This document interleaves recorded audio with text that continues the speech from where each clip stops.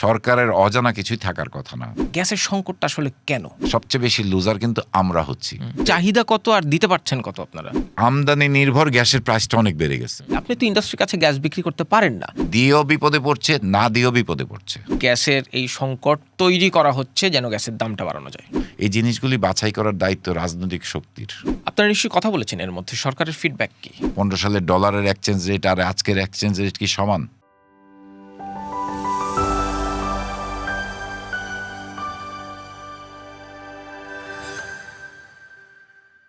খুব বেশি দিন হয়নি, সেই স্মৃতি এখনও দগদগে। অকটেন, পেট্রোল, ডিজেল নিতে ঘন্টার পর ঘন্টা মানুষ লাইনে দাঁড়িয়ে থেকেছেন। সেই সমস্যা আপাত দৃষ্টিতে মিটলেও নতুন করে সমস্যা তৈরি হয়েছে সিএনজি স্টেশনগুলোতে।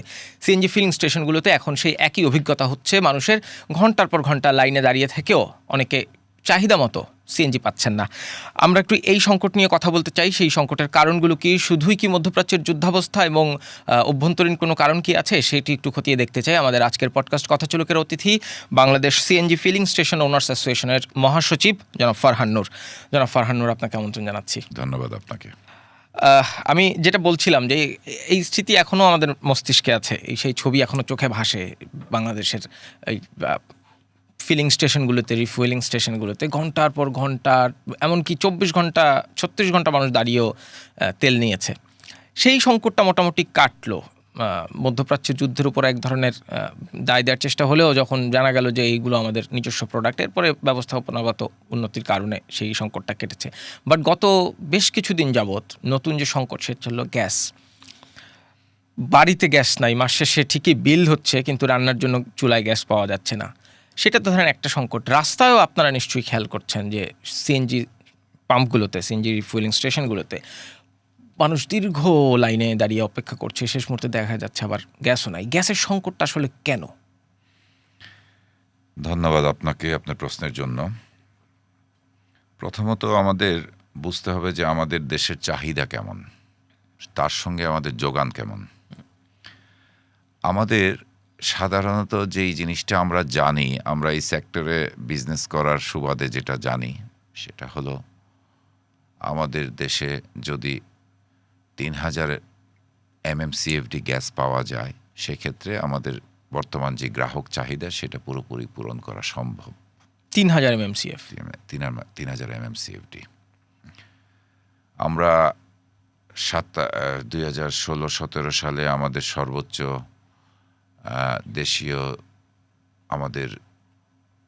দেশীয় এবং আন্তর্জাতিক বাজার থেকে যেই মানে আমদানি করা সব মিলিয়ে আমরা তখন 10% শুধু আনা হতো বাইরের থেকে। তখনই শুরু হয়েছিল মূলত 16 শেষের দিকে।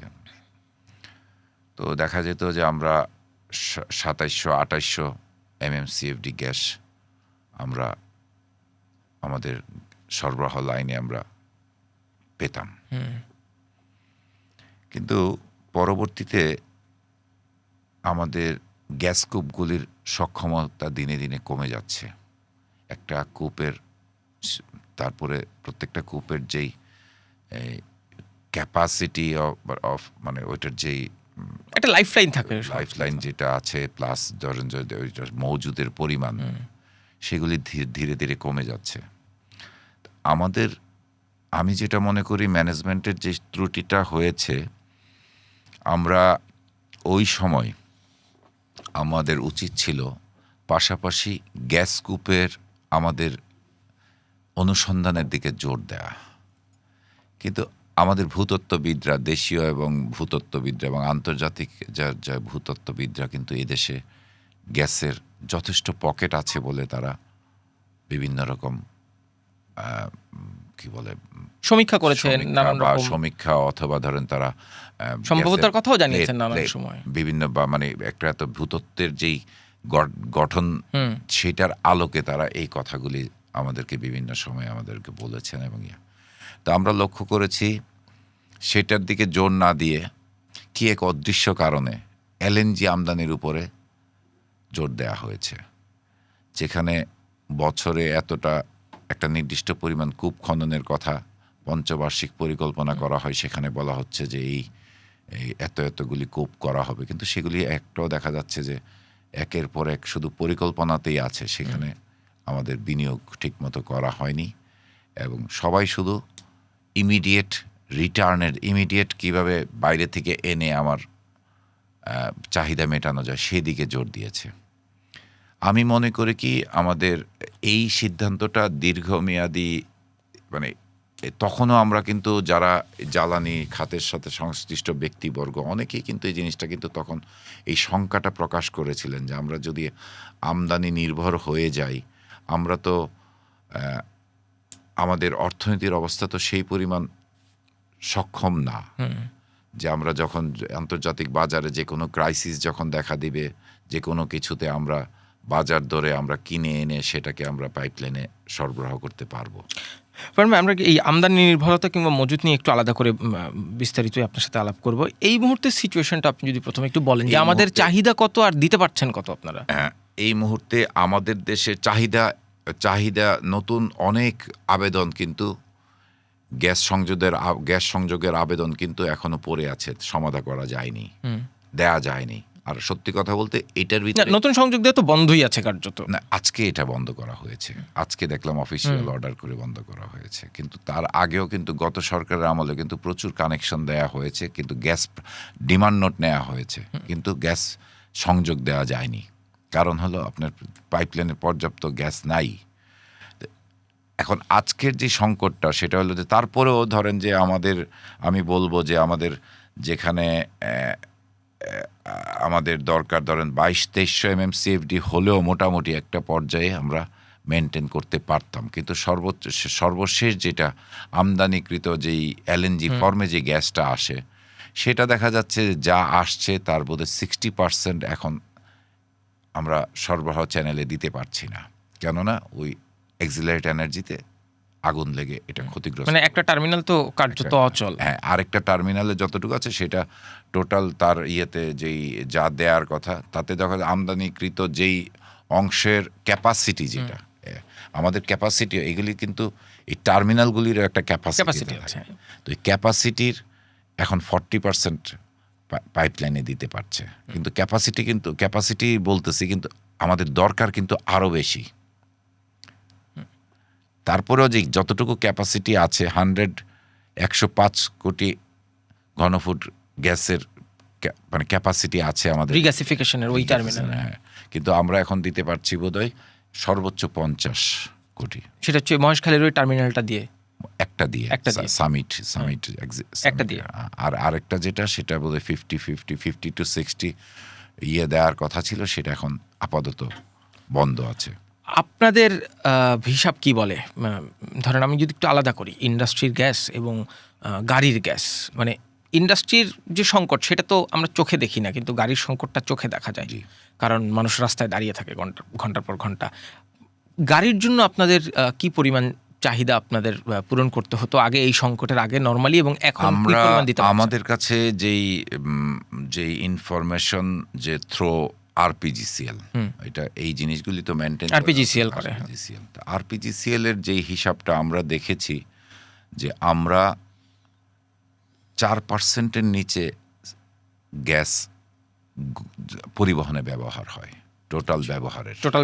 হ্যাঁ, এটার বিপরীতে আমরা কিন্তু টোটাল রেভিনিউর 22% দিচ্ছে, কিন্তু আপনাকে জিনিসটা কিন্তু একটু চিন্তা করে দেখেন, মানে মোট ব্যবহৃত গ্যাসের 4% হচ্ছে গাড়িতে ব্যবহৃত হচ্ছে, মানে পরিবহন খাতে, আর মোট রেভিনিউর 22% এই 4% থেকে আসে। এই 4% লোকেরা দিচ্ছে, এই 500টা দোকান বা 520টা দোকান যাই বলেন, মানে আমি দোকানই বলবো, স্টেশন 500, আপনি চিন্তা করতে পারেন রেভিনিউর ক্ষেত্রে কিন্তু এই খাতটা সবচেয়ে বেশি রেভিনিউ দিচ্ছে।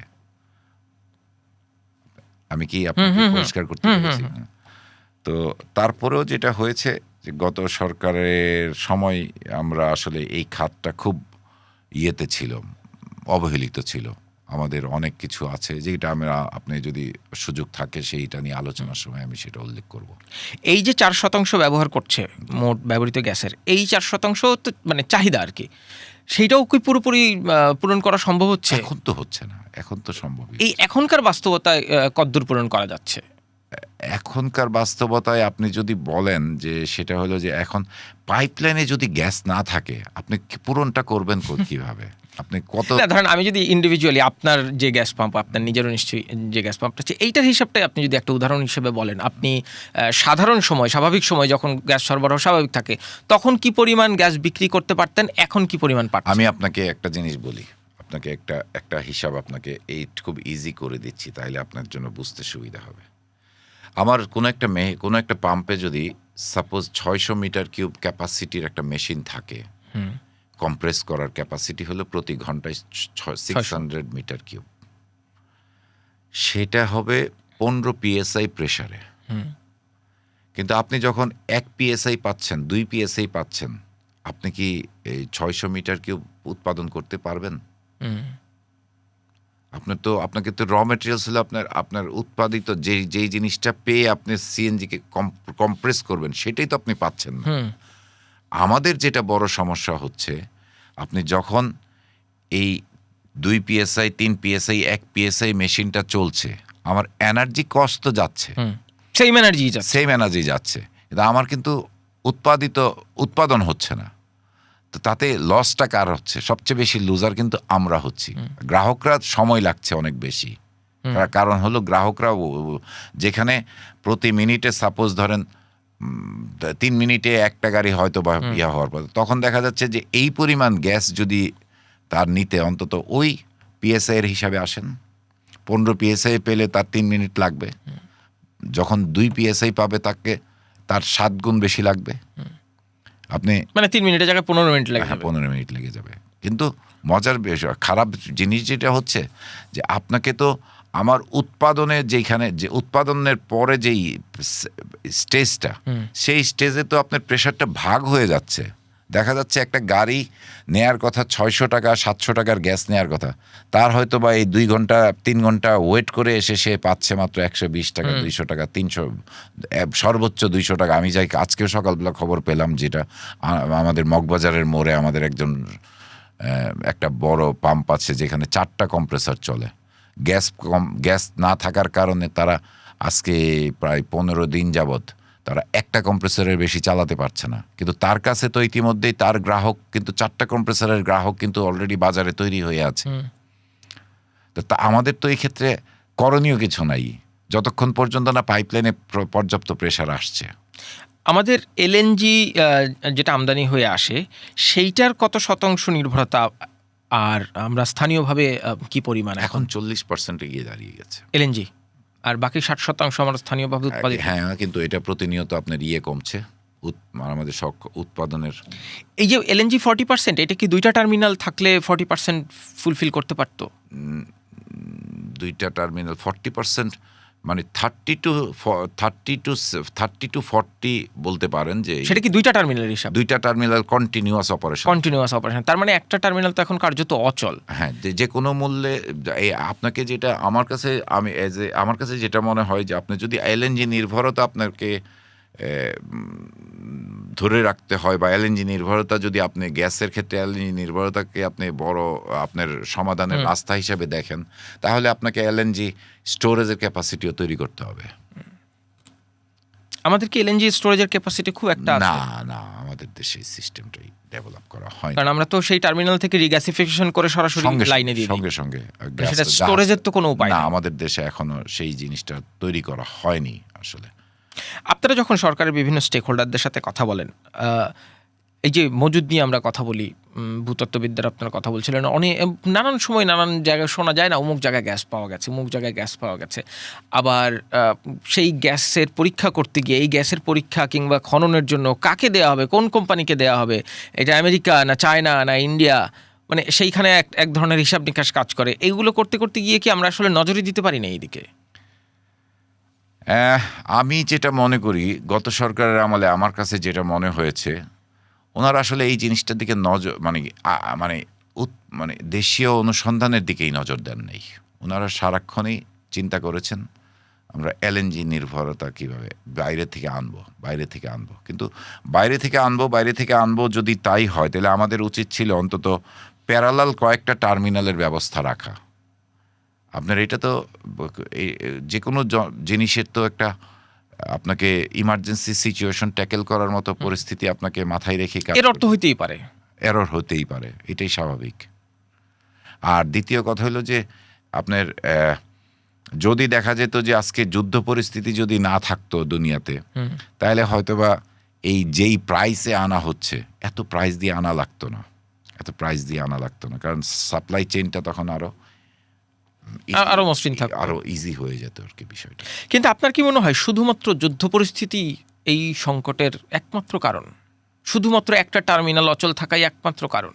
এই মুহূর্তে দুইটা বিষয়, একটা হলো দেশীয় উৎপাদন কমছে, দেশীয় উৎপাদন আমরা বাড়াতে পারছি না, আর 2 নম্বর হলো টার্মিনালের যে গ্যাস পাচ্ছি না আমরা আপাতত, এই জিনিসটাই।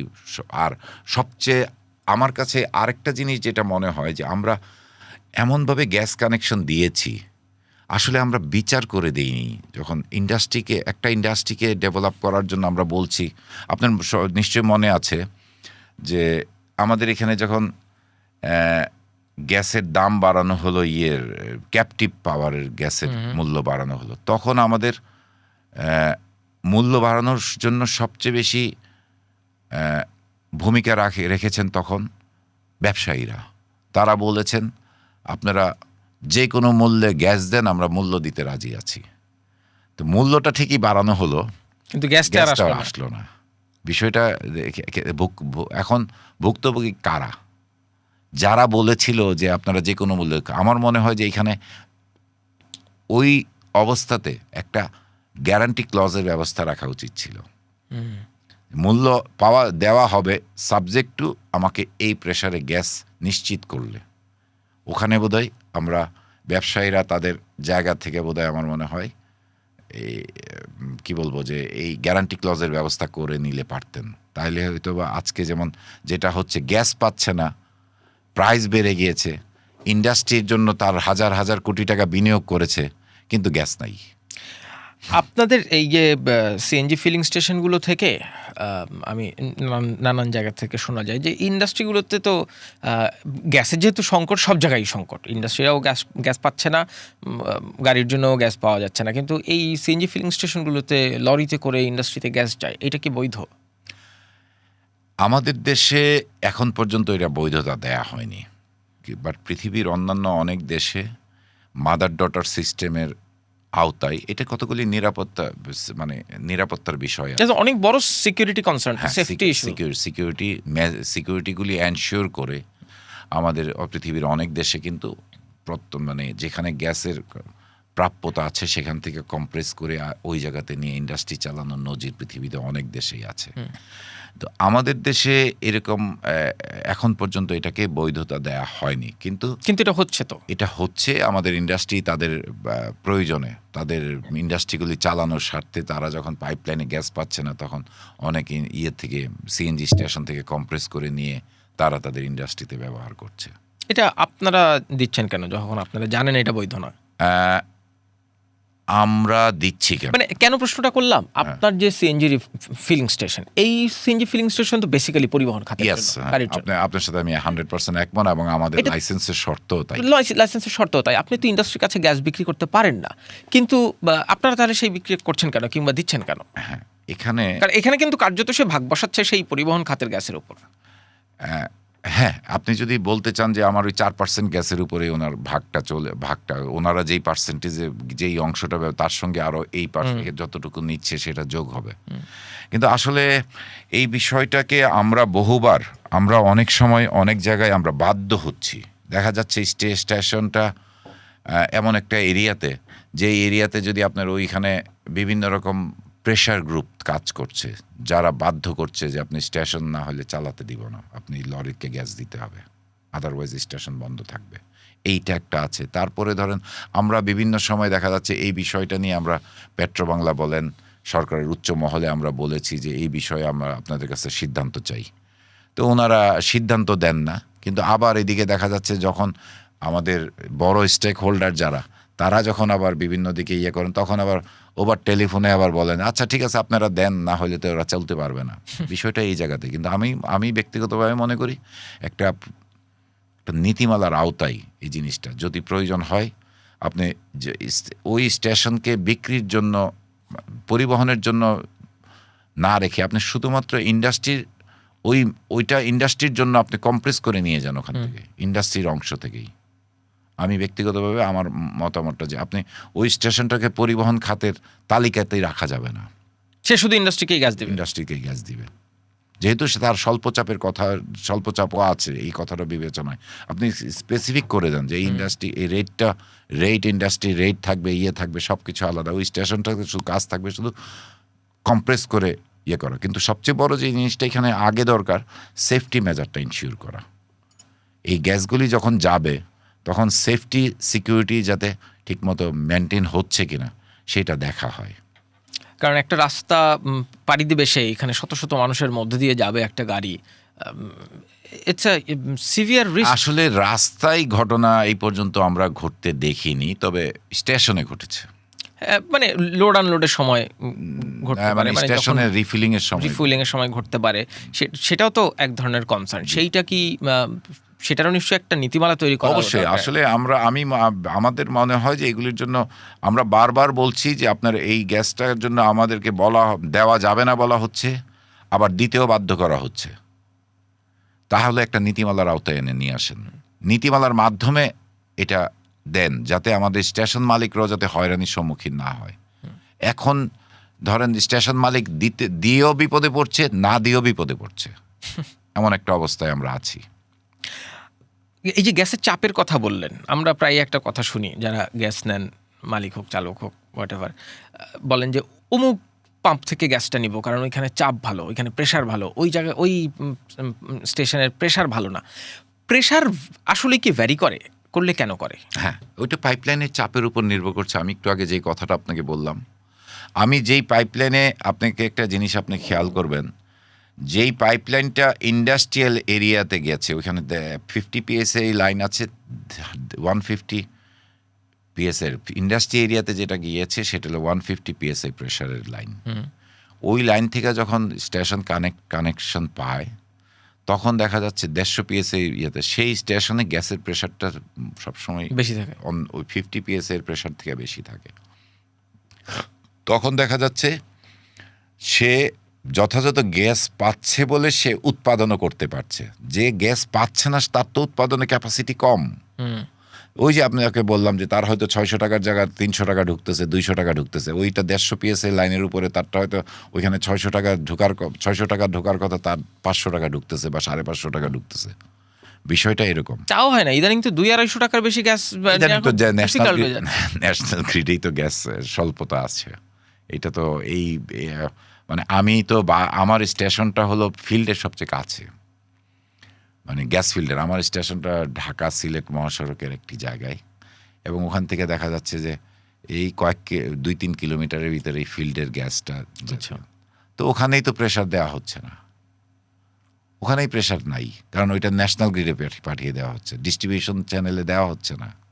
তার মানে কি ডিস্ট্রিবিউশন চ্যানেলে কোনো, আমি যদি বলি বৈষম্য দেখেন, কিংবা এটার একটা কারণও আছে। আসলে হয়েছে কি, এটার একটা কারণও আছে। আমাদের দেশে আমরা যেটা দেখেছি, প্রতিটা কোম্পানিতে, মানে প্রতিটা কোম্পানির ডিস্ট্রিবিউশন লাইনগুলি থেকে যত্রতত্র যেভাবে ইচ্ছা এইভাবে করা হয়েছে, কানেকশন চুরি করে কানেকশন করা হয়েছে। আপনি ধরেন গ্যাস কোম্পানিগুলি কিন্তু আসলে তারাও বিপদে আছে, সত্যি কথা বলতে, যে এখন এইখানে যখনই আপনি প্রেশারটা আপনাকে বেশি দিয়ে দিবেন তখন তো চুরি করে যে অংশটা সেটাও তো বেশি যাচ্ছে। এখন এইটার সমাধানটা কি? আমরা সবচেয়ে বড় জিনিসটা হলো যে আমরা আমাদের জাতির প্রত্যেকটা মানুষকে সচেতন হতে হবে। যেখানেই আপনার এই অনৈতিকতাগুলি যেগুলি দেখবেন আপনি এখানে বন্ধ করতে হবে। এবার এই গ্যাস লাইন থেকে আবার চুরি করে সাব কানেকশন করা, সেটা কি এখনো আছে? এটা চলছে। এটা একদিকে গ্যাস কোম্পানিগুলি তুলে যায়, আবার যারা করে তারা ওই রাতের অন্ধকারে আবার সেটা লাগিয়ে ফেলে। তো এইটা কি মনিটর করার দায়িত্ব কার, আপনাদের না সরকার? না, এটা সরকারের দায়িত্ব। তারা কি করে না? এটার জন্য তো আসলে আমার মনে হয় যে টেকনোলজি সহায়তা নেওয়া দরকার। আপনার এত দামি গ্যাসকে এখন যদি আপনার টেকনোলজির খরচ হবে হয়তো, কিন্তু টেকনোলজি মানে এমনিই গ্যাস পাওয়া যাচ্ছে না, তার মধ্যে যদি আবার গ্যাস চুরি হয়, হচ্ছে, এটা অস্বীকার করার উপায় নাই।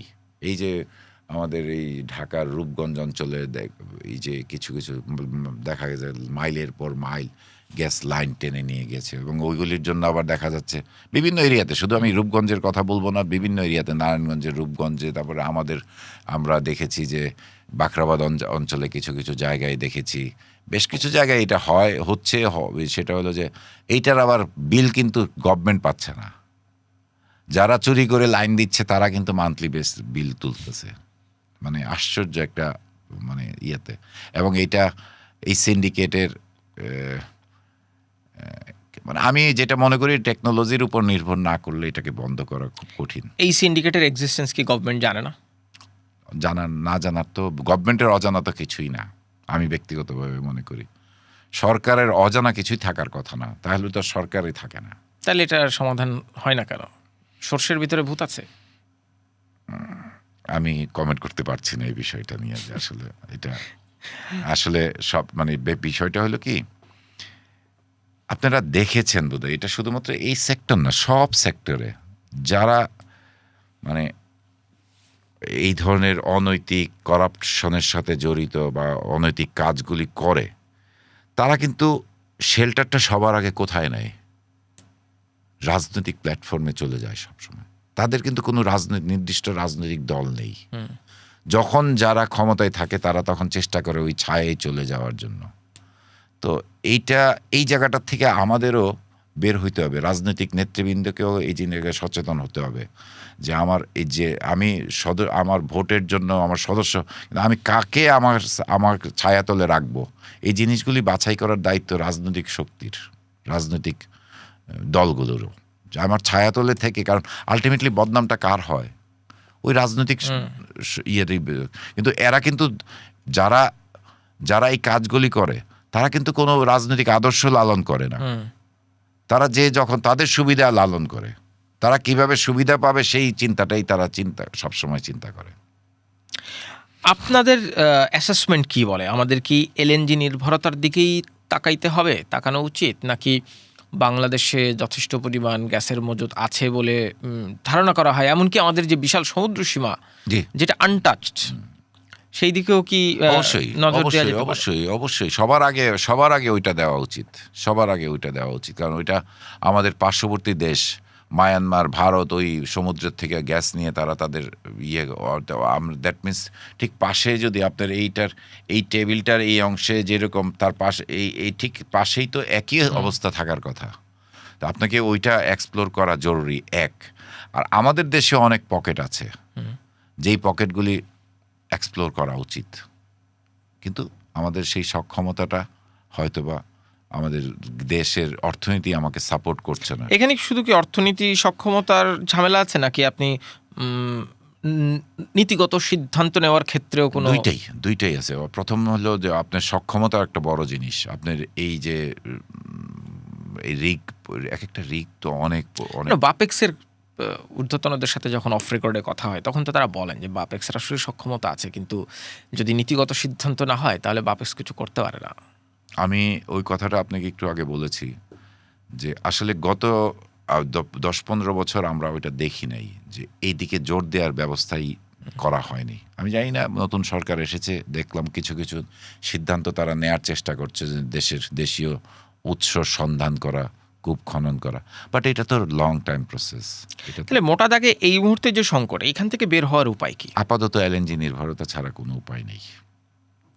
এলএনজি তো আমার টার্মিনাল আরেকটা করতে গেলেও সময় লাগবে অন্তত।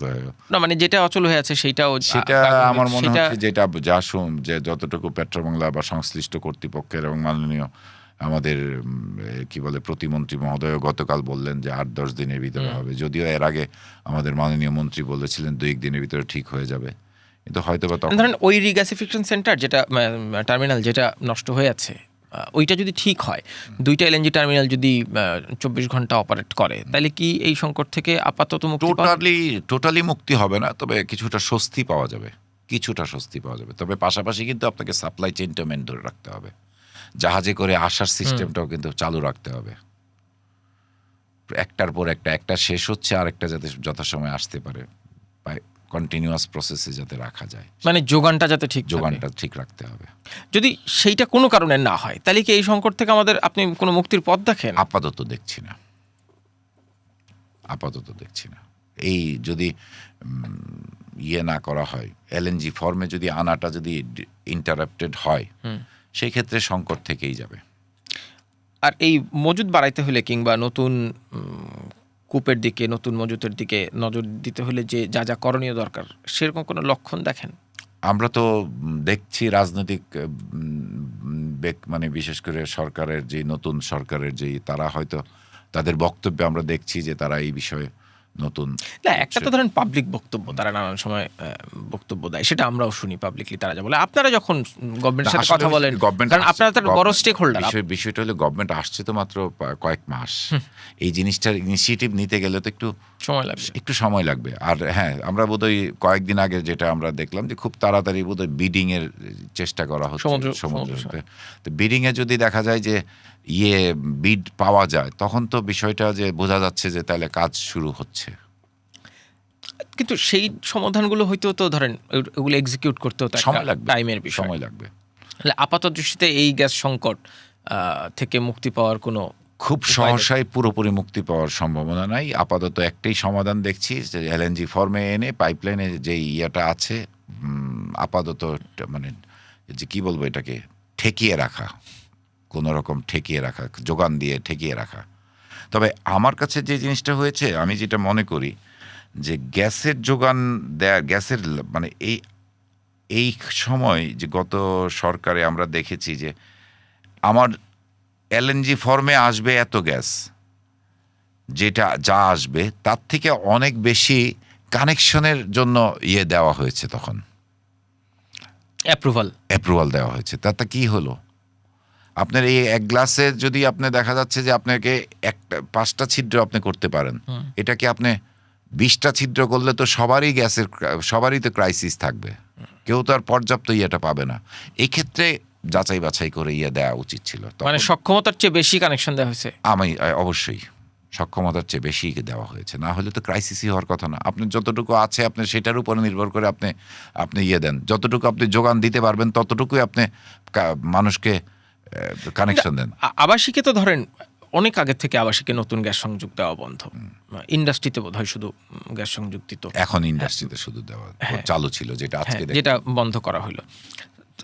তো যদি এই বন্ধই থাকে, নতুন কানেকশন না হয়, কিন্তু তারপর আপনি যে বলছেন যে আগে দেয়া হয়েছে, সেই যা দেয়া হয়েছে সেই সক্ষমতা পূরণ করতে গেলেও তো আমাদের প্রোডাকশনও বাড়াতে হবে, যোগানটাও দিয়ে রাখতে হবে, দুইটাই। এই মুহূর্তে যে দামে বিক্রি হচ্ছে সিএনজি, সেইটা কি জুৎসই দাম? আপনারা কি মনে করেন দাম বাড়ানো উচিত? এই প্রশ্নটা কেন করলাম, একটা ধারণা আছে মানুষের মধ্যে যে গ্যাসের এই সংকট তৈরি করা হচ্ছে যেন গ্যাসের দামটা বাড়ানো যায়। মানে এই ধরনের আলাপ কি আপনার কানে গেছে?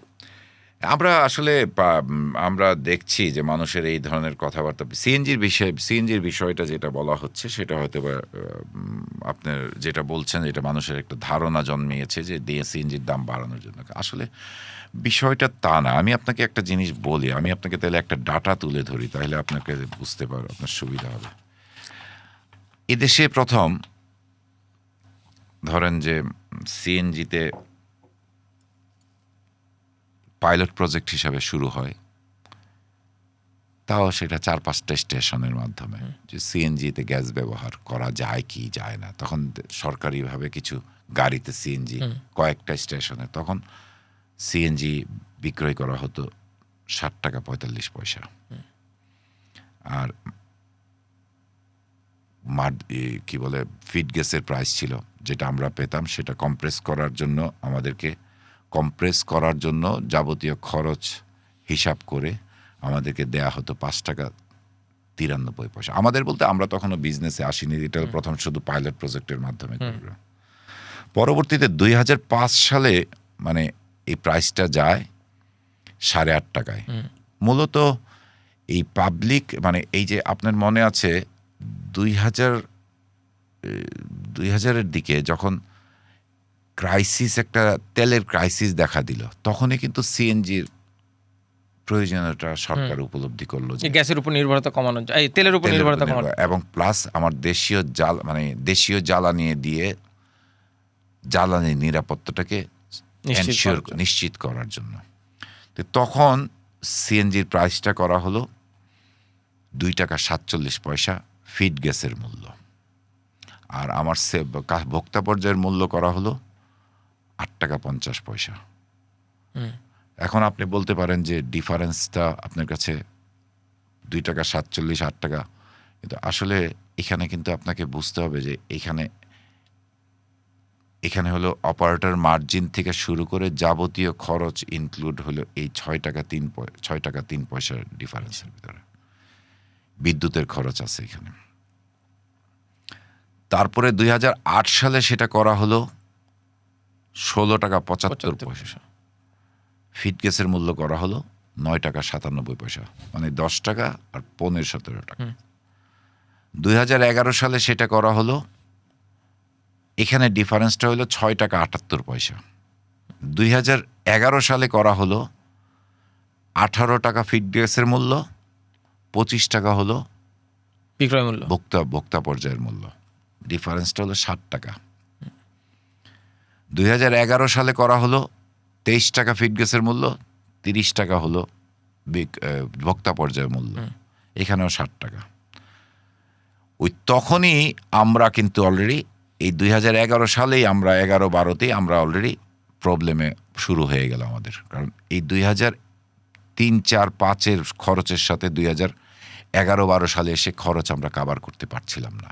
আচ্ছা, তখন আমরা আবেদন জানালাম যে আমাদের করেন, অপারেটর মার্জিন বাড়ান। তো এটা সরকার একটা কমিটি করলো, এক্সপার্ট রূপান্তরিত প্রাকৃতিক গ্যাস সহ, সরকারেরও তো নিজস্ব স্টেশনও আছে আর রূপান্তরিত প্রাকৃতিক গ্যাসের,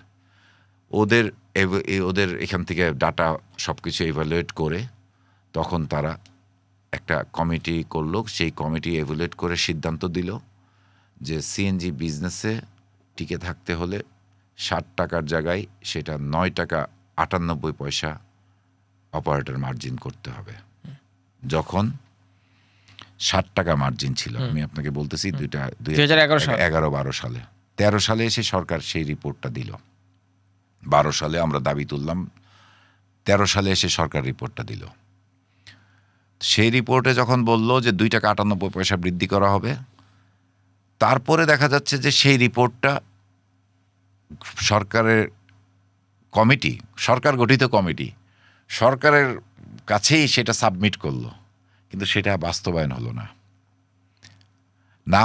না হওয়ার পরে তারপরে 2015 সালে এসে 2 টাকা আমাদের অব্যাহত দাবি দেওয়ার প্রেক্ষিতে 2015 সালে এসে সেটাকে করলো কি যে 1 টাকা বৃদ্ধি করা হলো। সেটা হলো তখন রেট করা হলো 27 টাকা পারচেজ রেট, বিক্রয় রেট 35 টাকা।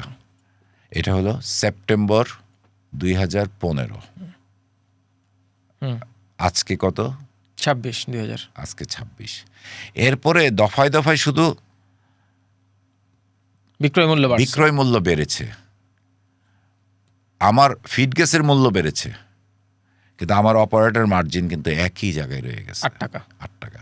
এখন কথা হলো, আমি আপনাকে বলি 2017 সালের ডাটা আমার কাছে আছে, যেই ডাটাতে আমি দেখতে পাচ্ছি যে আমার ওই সময় আমার প্রতি মিটার কিউব গ্যাস মানে গ্যাস কম্প্রেস করতে আমার খরচ পড়তো এনার্জি কস্ট। আমি এই কারণে বলবো, এখানে বিদ্যুৎও আছে, কোথাও কোথাও গ্যাস চালিত জেনারেটরও আছে। আমি এই জন্য এনার্জি কস্ট বলছি, এবং ভ্যারি করার কারণও এটা। এবং পাশাপাশি আরেকটা জিনিসও আছে, এক একটা ডিস্ট্রিবিউশন কোম্পানির, বিদ্যুৎ বিতরণ কোম্পানির রেটও অনেক সময় এলাকা ভেদে তারতম্য হয়। গ্যাস চালিত জেনারেটর মানে ডিজেল চালিত জেনারেটর? গ্যাস চালিত জেনারেটর। গ্যাসের ওইটাও তো মূল্য ছিল যা, তার থেকে এখন 1 লাফে তো মানে 20 টাকা বাড়াই দেওয়া হলো। 1 লাফে 20 টাকা বাড়াই দেওয়া হয়েছিল। তো সব মিলে দেখা যাচ্ছে আমার তখন প্রতি মিটার কিউব সিএনজি উৎপাদনের খরচ ছিল 1 টাকা 10 পয়সা থেকে 1 টাকা 50 পয়সা এনার্জি কস্ট।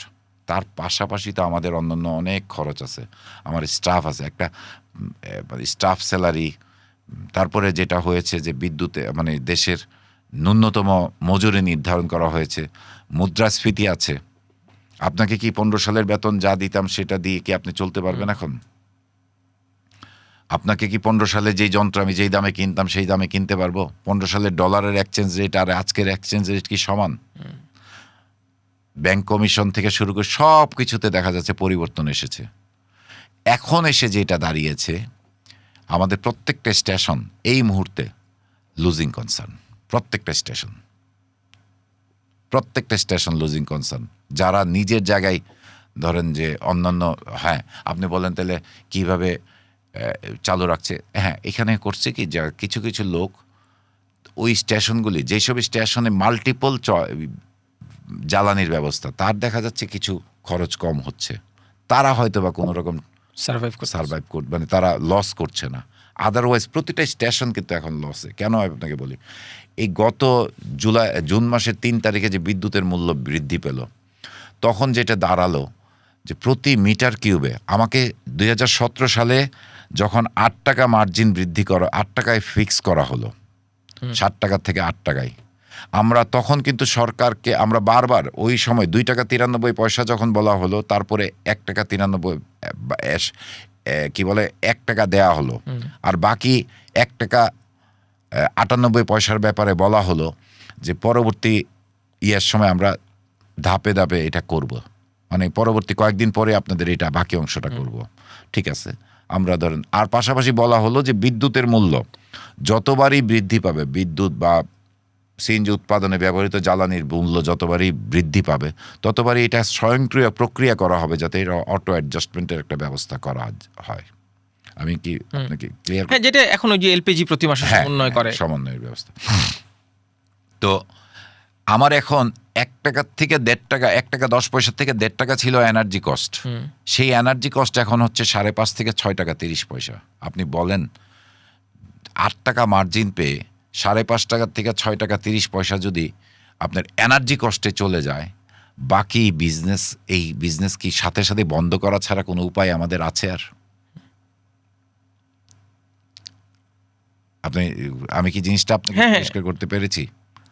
যে আর অন্যান্য খরচগুলি তো রয়েই গেছে। এখন যেমন এক সাংবাদিক সম্মেলনে কিছুদিন আগে, তাহলে আপনারা চালাচ্ছেন কেন? আমি 15-20 কোটি টাকার এই প্রজেক্টটা আমি না চালিয়ে, আমি এটাকে তো লোহার দরে বিক্রি করা ছাড়া আমার এই মুহূর্তে আর কোনো করণীয় নাই। তেলে আমি চালিয়ে, অন্তত চালালে তো যেই জিনিসটা হচ্ছে যে আমার ফ্লোর কর্মচারীর বেতন টেতন এগুলিও তো আমাকে দিয়ে যেতে হচ্ছে কখনো কখনো। তারপরে আবার গ্যাসের, হ্যাঁ আপনি আবার বলেন যে এইবার আরও যে জিনিসটা এখানে ইম্প্যাক্ট পড়ছে, গ্যাসের চাপ না থাকার কারণে আপনার এনার্জির কস্টটাও কিন্তু অনেক বেড়ে গেল। গ্যাসের চাপটা যদি প্রপার থাকতো, 15 PSI প্রেসারে যদি আমরা তাহলে হয়তো ভাই আজকে যে 5.5 টাকা থেকে 6 টাকা 30 পয়সা আমার এনার্জি কস্ট আসতেছে, এই রেঞ্জে আসতেছে, স্টেশন টু স্টেশন ভ্যারি করছে, সেটা হয়তো বা এতটা আসতো না। কারণ আপনাকে তো, আপনি একটা জিনিস চিন্তা করেন, মানে এনার্জিটা যাচ্ছে, উৎপাদন হচ্ছে না, কস্টিংটা কোথায় যাচ্ছে? যতটুকু উৎপাদন হচ্ছে সেটার উপরে গিয়ে ভাগ পড়তেছে। আমাদের ইয়েটা হলো সেই জায়গাটাতে, আমরা যার কারণে আমরা বলছি, আমরা ধর্মঘটের কথা বলছি না, আমরা চালাতে পারছি না, আমরা বন্ধ রাখতে, প্রথমবার প্রতীকী রাখতে চাচ্ছি। প্রতীকী যে সরকার, তো আপনারা তো 30 জুলাই একটা কর্মসূচি দিয়েছিলেন, সেটা আপনারা আবার প্রত্যাহার করেছেন যেহেতু এই মুহূর্তে সংকটের কথা বিবেচনায় আমরা সরকারকে মানে অসহযোগিতার হাত না, সহযোগিতার হাত বাড়িয়ে দিতে চাই সরকারকে। কিন্তু তারপর আরেকটা ডেট ঘোষণা করা আছে বোধহয়, ওইটা আগেই দেওয়া আছে যে আমরা 23শে আগস্ট থেকে আমরা আমাদের স্টেশনগুলি চালাতে পারবো না। আমরা এই লস করে আপনার কতক্ষণ, আপনার মানে একটা রাজার কি বলে সম্পদও ফুরিয়ে যায় যদি আপনি ঠিকমতো যদি এখানে যদি প্রতিনিয়ত যদি আপনি লস করতে থাকেন। মানে এই 23 আগস্টের আগে কি ধরনের সমাধান হইলে আসলে আপনারা চালাতে পারবেন, আর কি না হইলে আপনাকে 23 আগস্ট? আমরা যেটা মনে করি, আমাদের যেটা আমি আপনাকে বলি যে সরকার যেই, আমি 2017 সালে, এর ভিতরে আপনাকে আরেকটা জিনিস আমি মিস করে গেছি, 2013 সালের পরে যখন সুপারিশটা যেটা সরকার করেছিল, তারপরে যখন এটা বাস্তবায়িত হচ্ছে না 2013 সালের ডিসেম্বরে, 14-15-তে যখন এটা 2 বছর দেখে যখন বাস্তবায়িত 1 টাকা হলো আর বাকিটা হলো না, তখন আমরা 16 সালে এসে আমরা আবার একটা কর্মসূচি ঘোষণা করি। সেই কর্মসূচিতে আমরা বলি যে আমাদের এই সরকারের দেয়া সুপারিশটা বাস্তবায়ন করার জন্য। তো বাস্তবায়নের দাবিতে আমরা সুপারিশটা আমরা একটা কর্মসূচি করি। সেই কর্মসূচির পরে তৎকালীন মন্ত্রী, জ্বালানি মন্ত্রী, সড়ক পরিবহন মন্ত্রী, শ্রমমন্ত্রী সহ আরও কয়েকটা উচ্চ পর্যায়ের লোকজন আমাদের সঙ্গে বসছেন, আমাদেরকে বললে না মন্ত্রণালয়ের সিদ্ধান্ত, আমরা তো এটা মানবই, আপনারা আপনাদের কর্মসূচি। আমরা কিন্তু সঙ্গে সঙ্গে আমরা ওনাদের এই কথার উপরে আমরা কিন্তু আস্থা রেখে আমরা করেছি। সঙ্গে সঙ্গে ওনারা করলেন কি যে ঠিক আছে, যেই কমিটিটা আগে রিপোর্ট দিয়েছি ওইটাকে আমরা একটু ক্রস চেক করব। করেন, ক্রস চেক করেন। তো ক্রস চেক করার পরে সেই কমিটি আবার একটা রিপোর্ট দিল 2017 সালে, মানে টেকনিক্যাল কমিটি একটা রিপোর্ট দিল, তারপরে আবার আরেকটা টেকনিক্যাল মন্ত্রী পর্যায়ে বসলো, বসার পরে আবার একটা টেকনিক্যাল কমিটি করা হলো, সেই কমিটিও আবার একটা রিপোর্ট দিল। টেকনিক্যাল না, শুধু একদম সরকারের উচ্চ পর্যায়ে যেটা একটা কমিটি করলো, সেটা হলো জ্বালানি ও খনিজ সম্পদ বিভাগের একজন কি বলে এডিশনাল সেক্রেটারির নেতৃত্বে। তারা কি বললেন? তারা বললেন যে হ্যাঁ ঠিক আছে, না ওনাদের যৌক্তিক দাবি দেওয়া, এবং ওনারা পরীক্ষা নিরীক্ষা করলেন তাদের বিভিন্ন মেকানিজমে পরীক্ষা করে তারপরে বললেন যে না 1 টাকা 98 পয়সা মার্জিনটা বৃদ্ধি করা লাগবে, না হলে সেক্টর সার্ভাইভ করতে পারবে না। আর বিদ্যুতের মূল্য যতবার বাড়বে বা স্বয়ংক্রিয়ভাবে অ্যাডজাস্ট হবে, এই দুইটাই আমাদের মেইন ছিল। তো 2017 সালে একই কথা আবার বলল 2017 সালের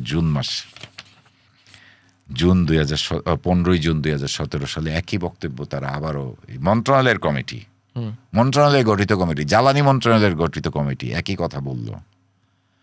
তো সেটা 2017, আজকে কত? 2026।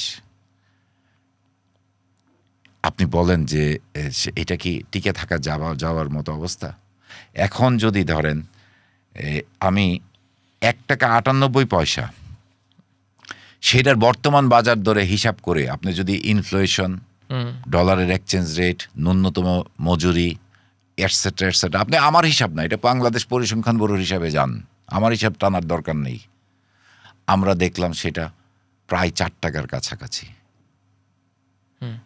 1 টাকা 98 পয়সা। আর বিদ্যুতের মূল্য স্বয়ংক্রিয় সমন্বয়, সেখানে দেখা যাচ্ছে যে আমি ওইখানে কিন্তু বিদ্যুতের মূল্য না, বিদ্যুৎ ছাড়াই কিন্তু বলতেছি আমি। আর বিদ্যুতের মূল্য সমন্বয় বাবদ আমরা দেখলাম যে এখানে এই গত জুনের যেই 3 তারিখে বৃদ্ধির পরে যে আমাকে বিদ্যুতের মূল্য বাবদ যেটা আগে ধরা ছিল তার সাথে আমাকে 2 টাকা 46 পয়সা বিদ্যুতের মূল্যের সমন্বয় করতেই হবে। আর আদার্স সব কিছু মিলে বাস্তব অন্যান্য যেই, আমি কিন্তু আবারও বলছি এটা কিন্তু আমার হিসাব না, সরকার 1 টাকা 98 পয়সার যে হিসাবটা করেছিল সেটারই আজকে এসে 3.5 টাকা দাঁড়িয়েছে। আমি ইনফ্লেশন এবং ডলার রেট সব আমরা বলছি যে 3.5 টাকা, কিন্তু আপনি যদি পরিসংখ্যান দপ্তরের হিসাব হ্যাঁ তাহলে দেখবেন যে এটা আরো অনেক বেশি। আমরা সেই জন্যই 5 টাকা 96 পয়সা আমরা বৃদ্ধি চাচ্ছি। এখন আপনি বলতে পারেন আপনাদের অপারেটর মার্জিন, আমরা অপারেটর মার্জিন এখন যেটা 8 টাকা আমরা চাচ্ছি 13 টাকা 96 পয়সা ন্যূনতম।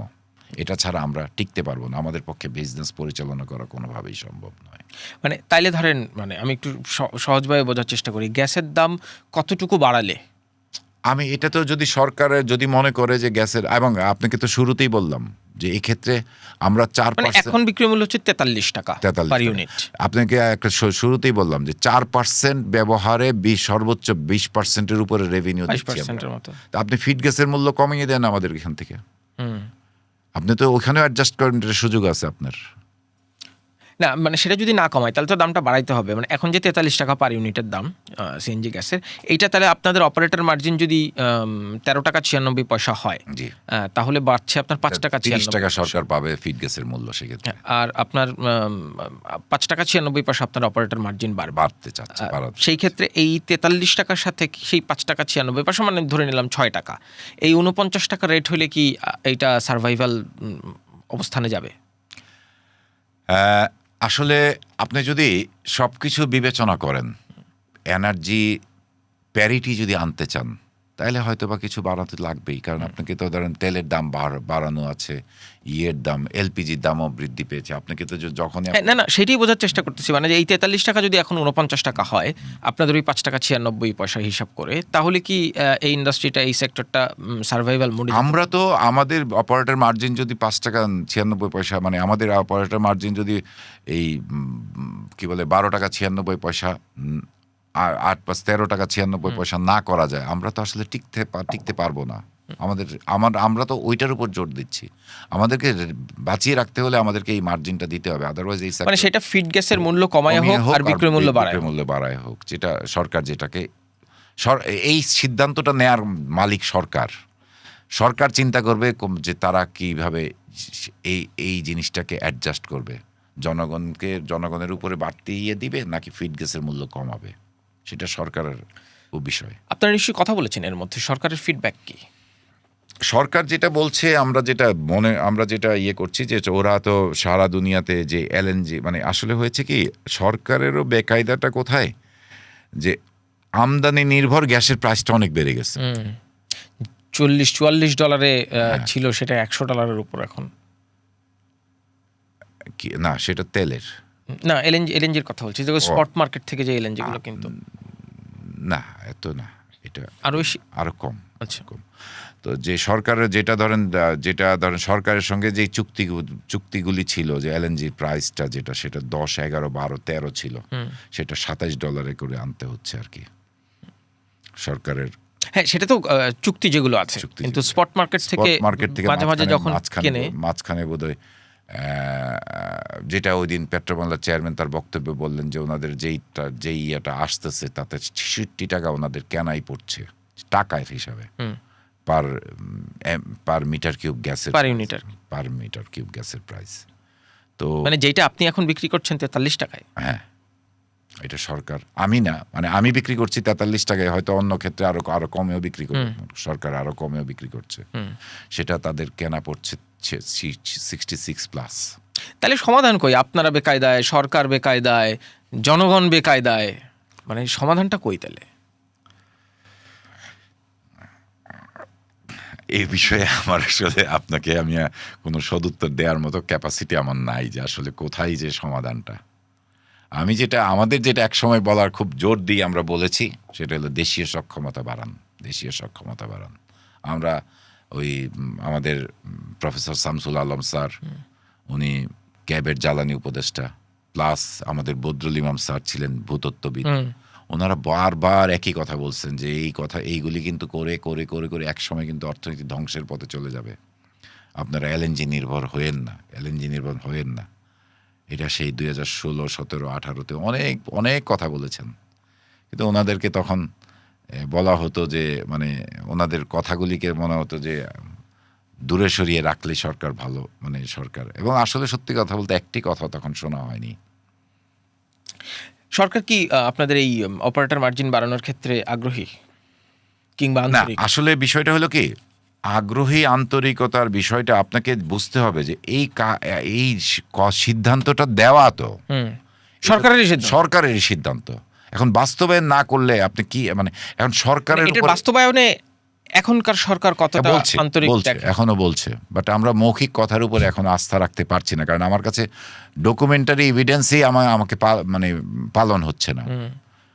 যেটা সরকারই সুপারিশ করছে, সরকারই দিচ্ছে, সেটাই পালন হচ্ছে না। এখন মৌখিক বিষয়, যেমন পেট্রোবাংলার সবচেয়ে ইন্টারেস্টিং জিনিসটা দেখেন, এই যে এর মাঝখানে পেট্রোবাংলা আমাদেরকে ডাকলো, আমরাও আমাদের কর্মসূচি ঘোষণা করলাম, ঠিক আমাদের আগে কর্মসূচি ঘোষণা করলাম 21 তারিখে, ঠিক আছে। পেট্রোবাংলা আমাদেরকে একটা চিঠি দিয়ে ডাকলো 25 তারিখে সভা করার জন্য। সেই সভার এজেন্ডাটা দিল কি, সেই সবার এজেন্ডাটা দিল যে সার্বিক গ্যাস সরবরাহ পরিস্থিতি নিয়ে আলোচনার জন্য। আচ্ছা, আমাদের দাবি দেওয়ার বিষয়টা কিন্তু ওনারা এখানে বললেন না, এজেন্ডাভুক্ত নাই। তারপরেও আমরা চিন্তা করছি যে না, যেহেতু একটা কর্তৃপক্ষ পেট্রোবাংলা, আমরা যাই, ওখানে গিয়ে কিন্তু আমরা যখন বললাম যে ওনারা বলতেছে আপনাদের দাবি দেওয়ার বিষয়টা একটু, তা আমি তখন বললাম যে আপনারা তো এজেন্ডাতে তো এটা লিখলেন না। তো এখন আমাদের দেশের যারা এই জায়গাগুলিতে কাজ করেন, আসলে প্রায়োরিটিটা কোথায়, এটা কি ওনারা মানে বের করতে পারেন আমি জানি না। কারণ ওই সময় আমাদেরকে ডাকার অর্থটা ওইখানে তো ফার্স্ট প্রায়োরিটি হবে যে এই বিষয়টা। তারপরে যখন ওনারা বললেন যে না আমরা করব, এটা আমরা সত্যিকার অর্থে ওনাদের সাথে সভা করে এসে আমরা যেই জিনিসটা উপলব্ধি করতে পারলাম যে ক্রাইসিসটা 1-2 দিনের ভিতরে সমাধান হবে না, যার কারণে কিন্তু আমরা আমাদের জনদুর্ভোগের কথা চিন্তা করে পাশাপাশি সরকারকে আরেকটু সরকারকে সহযোগিতার হাত বাড়িয়ে দিয়ে নিজেরাই আমরা আমাদের প্রথম প্রোগ্রামটা ক্যান্সেল করলাম, করে আমরা পরবর্তী প্রোগ্রামটা আমাদের অন রইল, পুরো প্রোগ্রামটা ক্যান্সেল করলাম না। যাক, আমরা আশা করি 23 আগস্টের আগে কোনো না কোনোভাবে একটি সমাধান হবে। আশাবাদী হতে চাই, আশা নিয়ে বাঁচতে চাই। দিন শেষে নাগরিকের স্বস্তি হচ্ছে অবশ্যই সবচেয়ে বেশি অগ্রাধিকার। সেখানে আপনারা যারা ব্যবসায়ী এবং সরকার সবাই মিলে এই সমস্যার সমাধান করবেন। আন্তর্জাতিক পরিস্থিতিও সেই ক্ষেত্রে এক ধরনের নিয়ামকের ভূমিকা পালন করবে। জনাব ফারহান নূর, আপনাকে অসংখ্য ধন্যবাদ আমাদের অনুষ্ঠানে। আপনাকে অনেক ধন্যবাদ এই বিষয় নিয়ে আলোচনা। গ্যাস সংকট নিয়ে কথা বলছিলাম Bangladesh CNG filling station owners অ্যাসোসিয়েশনের মহাসচিব জনাব ফারহান নূরের সাথে। খুব একটা সুখবর তিনিও দিতে পারলেন না, সরকারের পক্ষ থেকেও আসলে এখনো পর্যন্ত খুব একটা সুস্পষ্টভাবে বলাও সম্ভব হচ্ছে না। তবে আমরা সবাই প্রত্যাশা করি সংকট কাটবে, নাগরিক জীবনে স্বস্তি আসবে। ধন্যবাদ সবাইকে এতক্ষণ পডকাস্ট কথা চলুক দেখার জন্য।